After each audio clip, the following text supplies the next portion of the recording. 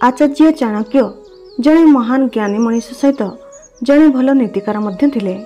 आचार्य चाणक्य द्वारा कहुଯାଇଥିବା नीति गुड़िक कौन से व्यक्तिर जीवन को सुख और सफल करिपारे।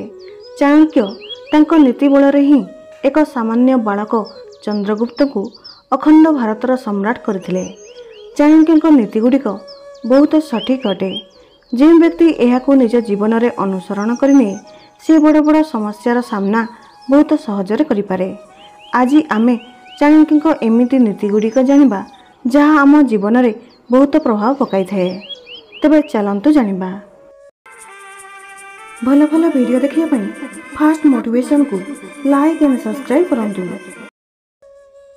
प्रथम एमिति लोकंक ठारो दूरे रुहंतु जे मोह उपरे मीठा कथा कहि थांती किंतु आपणक पछरे आपणको बर्बाद करिया पई षड्यंत्र करिथांती।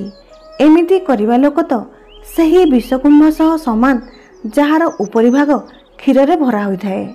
द्वितीय मिछ कहिबा, कठोरता, छलना करिबा, मूर्खता करिबा, लोभ करिबा ओ अपवित्रता यह महिलांको किछि नैसर्गिक दुर्गुण अटे। तृतीय सही व्यक्ति धरित्री रे ही स्वर्ग पाई जाए जहार पुत्र आज्ञाकारी होइथाए, जहार स्त्री तांको इच्छा अनुसार व्यवहार करिथाए, जे निज धन उपरे संतुष्टि थाए।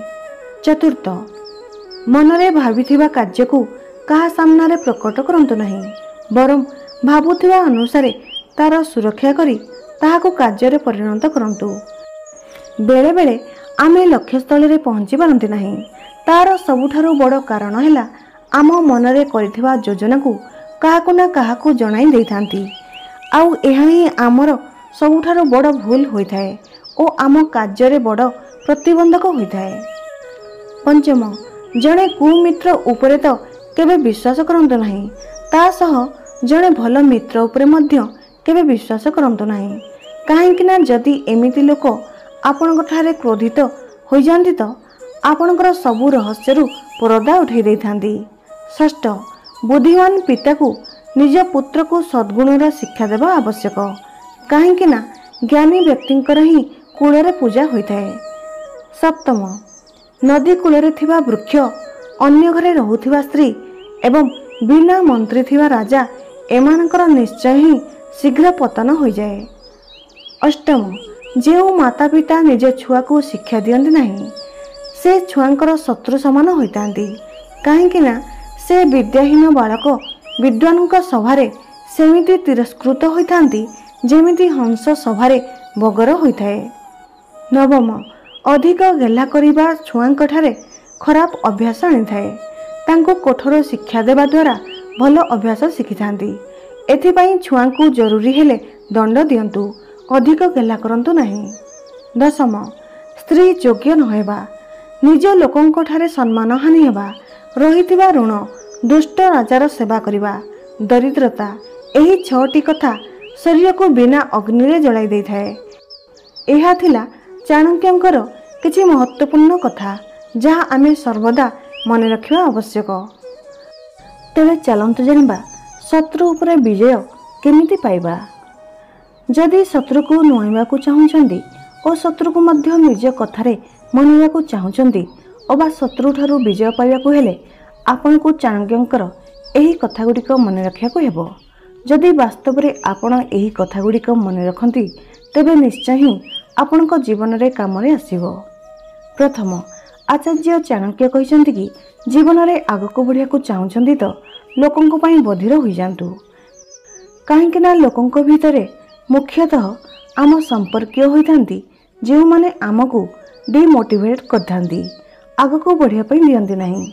आपण को नकारात्मक कथा कही अर्थात ए सब तू करि परिबु नहीं एहीपरि कोनोसी ना कोनोसी कथा कही निराश और हताश कर दियंती।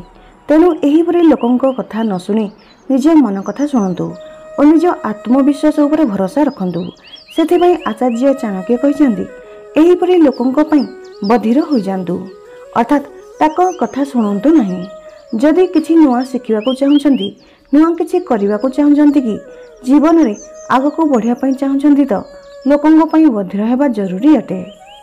द्वितीय जदि आपणक हाथ रे विष माड़ीजाए तो से हाथ को काटी दियंतु। चाणक्य एपरी कहिबार अर्थ यह नुहे कि आपण आपण को हाथ काटिदेवे। तांको कहिबार अर्थ यह कि जदि आपण को मनरे कौनसी विचार आसुथाए कि जहाँ भल नुहे ताकू तुरंत समाप्त करने पई आपण को पूरा शक्ति लगे दियंतु।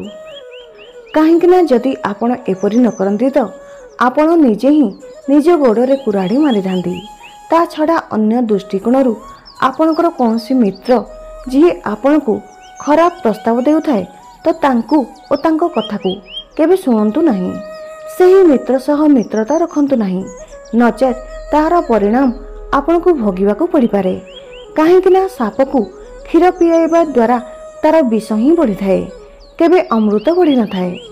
एथिपाई जीवन रे जदि आगको बढ़िबार अछि तो केबे भी खराब विचार को ओ खराब मित्र जी आपण को हितकांक्षी नुहे से आपण को जेते निकटतर होइथांतु बा संपर्क होइथांतु ना कहीं से जदि हितकांक्षी नुहंती तेबे तांको छाड़ी दियंतु ओ तांको कथा केबे सुनंतु नहीं।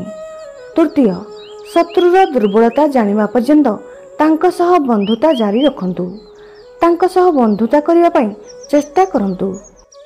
तांको पाखको जांतु जेबे पर्यंत आपण को तांको विषय रे सब किछि जणा न पड़िछि। तांको सह बंधुता जारी रखंतु। तो एबे प्रश्न उठे कि एपरी शत्रु सह बंधुता किपरि करि परिबे। मने करंतु आपण आपणको व्यवसाय रे आपणको प्रतियोगी सह बंधुता रखि परिबे। जानि परिबे आपण जदि किछि सूचना देइथांदी बा तांकर आगकू कोन गति कोन रहिबो जानि परिबे। आपण तांकू एहा अनुभव करांतु कि आपण तांको मित्र अटंती। केबे तांकू एहा अनुभव हेबाकू दियंतु नहीं कि आपणको मनरे कोन अछि। जेबे आपणको लागिबो कि आपणको तांको विषय रे सब किछि जणा अछि तेबे सेतेबेले जाई शत्रु उपरे सक्त प्रहार करंतु। एही भली स्थिति रे शत्रु चिंतित होइजिबो कि कोन करिवो कोन न करिवो, काहेकि ना परवर्ती स्टेप रे कोन करिवो ता आपण जानि सारिछंती। तेणु आपण शत्रु उपरे विजय सहजरे पाई परिबे। आपनको एही वीडियोटी भल लगिले please like, comment, share and subscribe करंतु। जय जगन्नाथ।